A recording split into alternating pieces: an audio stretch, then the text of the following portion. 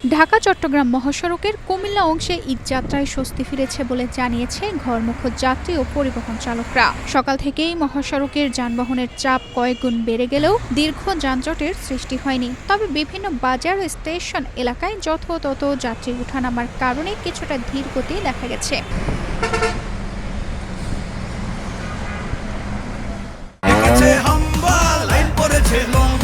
কি হয়েছে? Minister fridge কিনে হাম্বা জিতেছে। মিনিস্টার ফ্রিজ কিনুন, হাম্বা জিতুন, আরো আছে আকর্ষণীয় উপহার।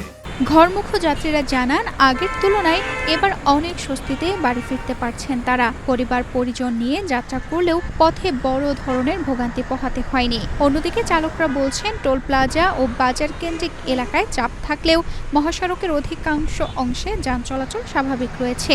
আইন শৃঙ্খলা বাহিনীর তদারকি ও ট্রাফিক ব্যবস্থাপনার কারণে পরিস্থিতি নিয়ন্ত্রণে রয়েছে বলেও জানা গেছে। থেকে আজকে কম যাওয়াটা এই কারণে একটু ফ্রি আসে আর কি, ঢাকা যাওয়ার টাইমে আসা যায়। তানজিদা রহমান, ইনায়া, বাংলাদেশ প্রতিদিন।